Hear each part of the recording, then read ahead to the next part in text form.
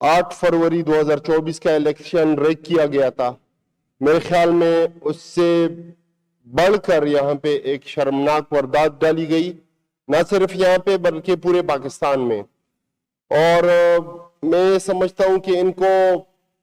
बिल्कुल शर्म ही नहीं आती। फॉर्म 45 पे एक रिजल्ट है, वहां पे हम 30,000 से ऊपर की लीड से जीत रहे हैं, और दूसरी तरफ इन्होंने हमारे कैंडिडेट को 30,000 के ऊपर के लीड से हरवाया है। तो मेरे ख्याल में इनको अभी वो शर्म नाम की कोई चीज जो है इनके नजदीक से ही नहीं गुजरी।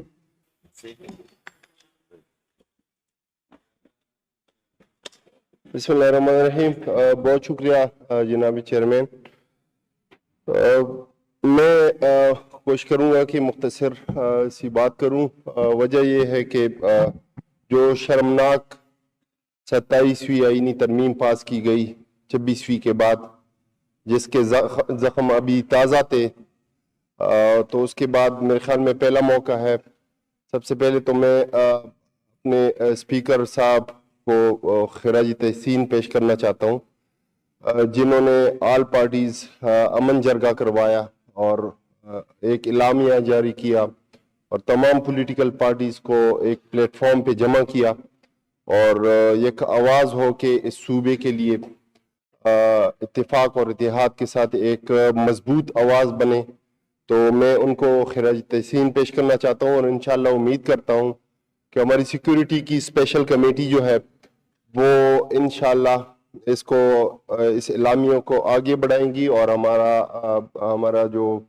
प्रोविंशियल गवर्नमेंट है इंशाल्लाह इसको इम्प्लीमेंट करने की पूरी कोशिश करेगी। इसके साथ साथ जनाब चेयरमैन साहब, जो पिछले दिनों यहाँ पे हमारे खैबर पख्तूनख्वा में हरीपुर का एनए का इलेक्शन हुआ, पूरे पाकिस्तान में तकरीबन 18 सीटों पे इलेक्शंस हुए, और जिस शर्मनाक तरीके से उस इलेक्शन को रिग किया गया, बिल्कुल एट द 11th आवर जो है उसका रिटर्निंग ऑफिसर का ऑफिस जो है कंट्रोल रूम उसको चेंज किया गया, और पीएमएलएन के कैंडिडेट के बिल्कुल घर के साथ उसको रिलोकेट किया गया और डिग्री कॉलेज को खाली कराया गया। और जिस बोंडे अंदाज से 8 फरवरी 2024 का इलेक्शन रेक किया गया था, मेरे ख्याल में उससे बढ़कर यहाँ पे एक शर्मनाक वारदात डाली गई, न सिर्फ यहाँ पे बल्कि पूरे पाकिस्तान में। और मैं समझता हूँ कि इनको बिल्कुल शर्म ही नहीं आती। फॉर्म 45 पे एक रिजल्ट है, वहां पे हम 30,000 से ऊपर की लीड से जीत रहे हैं, और दूसरी तरफ इन्होंने हमारे कैंडिडेट को 30,000 के ऊपर के लीड से हरवाया है। तो मेरे ख्याल में इनको अभी वो शर्म नाम की कोई चीज जो है इनके नजदीक से ही नहीं गुजरी। इसके साथ साथ जनाब स्पीकर, हमारे अमन जरगा के बाद कुछ पार्टिसिपेंट को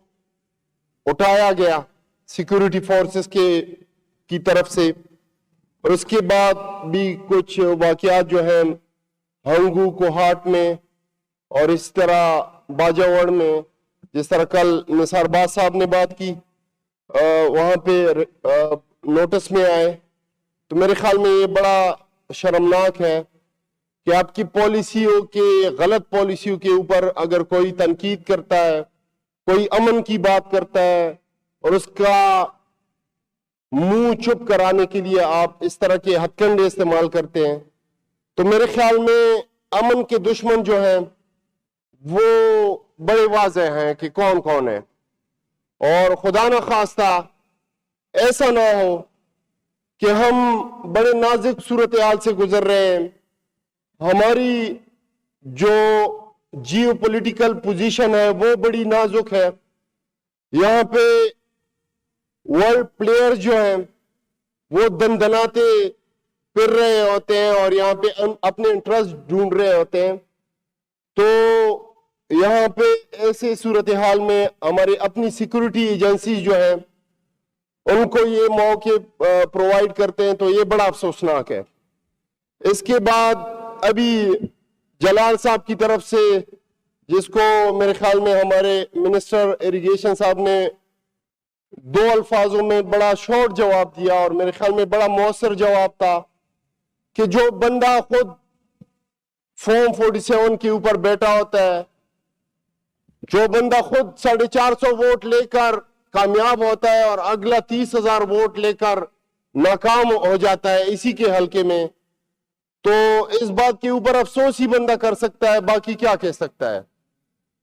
और आज वो विक्ट्री जो है वो मना रहे हैं कि हमने पता नहीं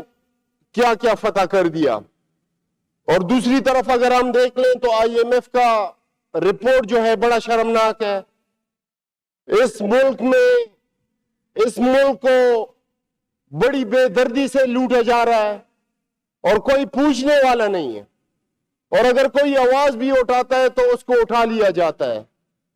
उसका मुंह बंद कर दिया जाता है। IMF, मैं समझता हूं कि ये रिपोर्ट, चूंकि IMF उनका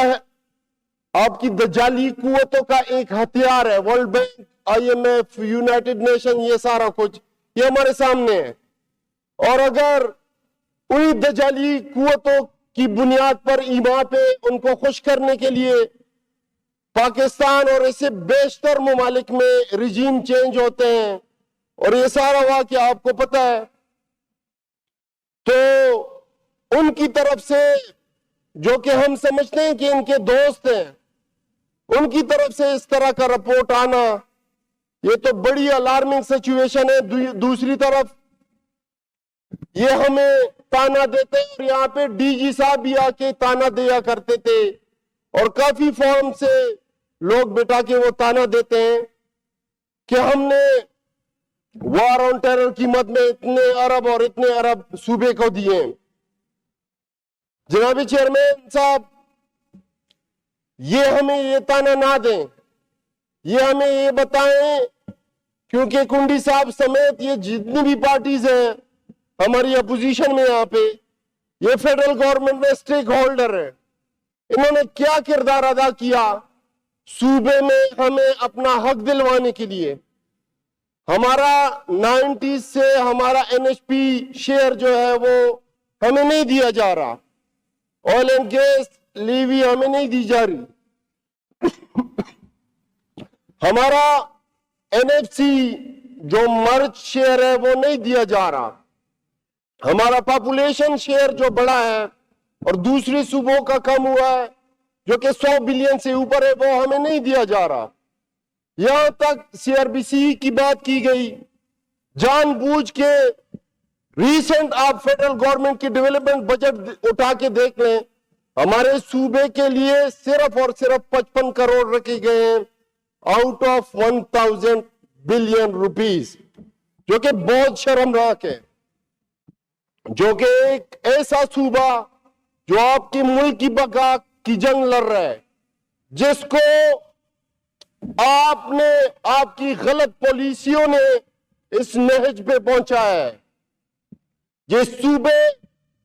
के कारोबार को आपने तबाह किया है, जिस सूबे के अमन अमान को आपने तबाह किया है, उसके साथ आप लोगों का ये रवैया है। जनाब स्पीकर, CM साहब अडियाला जेल मुलाकात के लिए बार बार जाते होते हैं, तकरीबन 6-7 दफा, और 4 करोड़ के ऊपर की आबादी के सूबे के चीफ एग्जीक्यूटिव के साथ जो रवैया है पंजाब हुकूमत का, फेडरल गवर्नमेंट का, और प्राइम मिनिस्टर उनको कहते हैं कि मैं पूछ के बताता हूं, क्योंकि ये हुकूमत तो इजाजत लेके यहां पे इंस्टॉल की गई। ये तो हम पढ़ते आ रहे हैं, देखते आ रहे हैं कि माशाल्लाह बदतरीन माशाल्लाह दौर से भी बदतरीन दौर से हम गुजर रहे हैं। आप 26वीं 27वीं आईनी तरमीम देख लें, उसमें क्या कुछ नहीं हुआ इस मुल्क में। आप करारदाद मकासिद आपके आईन की बुनियाद है, जिस आईन के ऊपर कुंडी साहब और इनकी पार्टी को बड़ा नाज था, ہر بات پہ بڑے فخر سے کہتے ہوتے تھے کہ ہم نے آئین دیا اس ملک کو، اور انہی کی طرف سے انہی کو ساتھ میں لا کے جو کچھ 26ویں آئینی ترمیم اور 27ویں آئینی ترمیم میں کیا گیا، میرے خیال میں آئین کو مکمل طور پر دفن کیا گیا۔ جناب چیئرمین صاحب، آپ کا بھی لا بیک گراؤنڈ ہے، جو intent of framer of the constitution ہیں، جو اسپرٹ آف دی کانسٹیٹیوشن تھا سپریشن آف پاور، ان کو پھر یہ تکلیف ہوتی ہے جب آپ صحیح صاف ان کو سناتے ہوتے۔ وہ بات تو میں نے کی بھی نہیں چیئرمین صاحب کہ انہوں نے 780A کی بات کی، وہ تو پولیٹیکل 780As تھے، اور ان کے اوپر تو سمگلنگ کے 80As جو ہے وہ درج ہیں، اور ان کو شرم نہیں آتی، یہ بھی اتنی ڈٹائی سے بات کرتے ہیں۔ ان کے لیڈر وہاں پہ بیٹھ کے پریس کانفرنسز کرتے ہیں، ہمارے 92 MPs کو اسمگلر ڈکلیئر کرتے ہیں، اور یہاں پہ جو انہوں نے بٹھائے ہوئے ان کے اوپر تو پنجاب اسلام آباد میں اسمگلنگ کے FIRs ہیں، تو ان کو شرم نہیں آتی۔